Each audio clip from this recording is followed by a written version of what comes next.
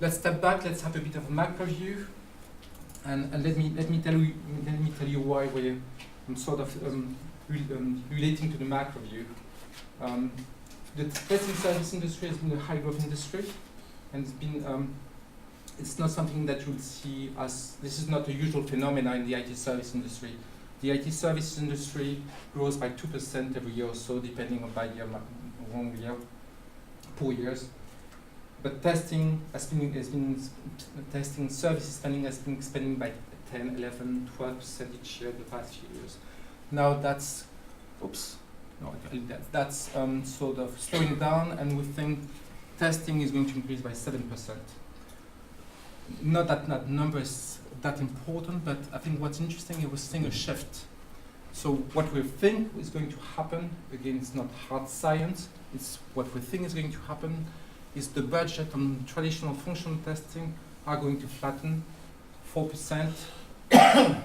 You know, if you think about it rationally, there's more automation, more offshoring, makes sense.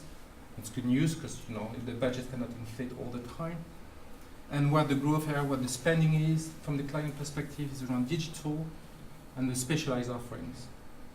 So we think this is the trend actually. So, and that makes sense because the functional testing, if I can be simplistic, that's spending from the IT department, and the digital testing is probably mixed sort of sourcing within the businesses and the IT department.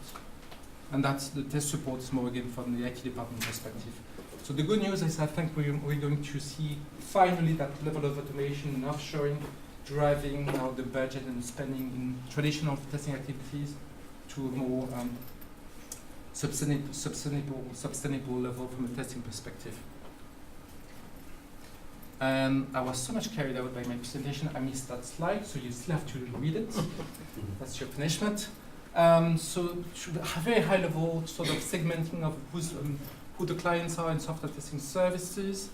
60% of them are efficiency organizations, so people, firms that are looking for cost savings, purely.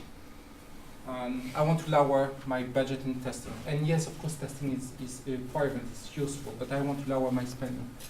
And then you've got 40% of them that are about making the software work.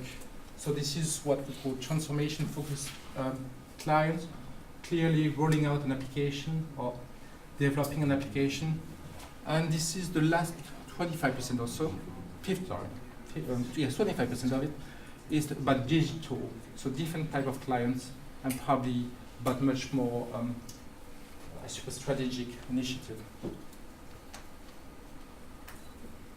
And you know, those different client segments drive a lot of differences. So here you have clearly you know, focus on automation and on India.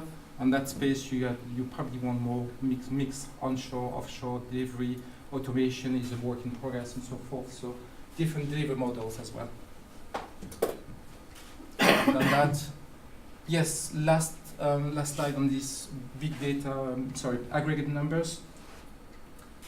This is where we think the spending is in digital testing, and most of it is around UX, e-commerce, and mobile apps.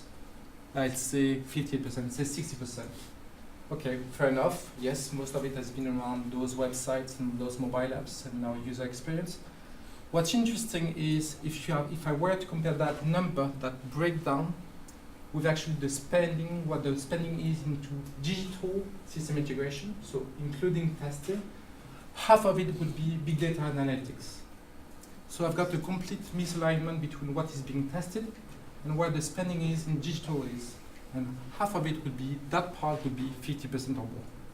So either testing and big data analytics, reporting, BI is done by developers, or it's not yet a focus of an area of focus.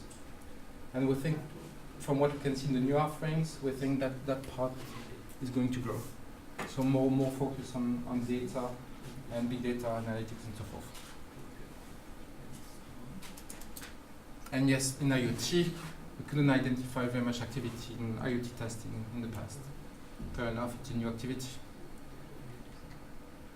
Okay.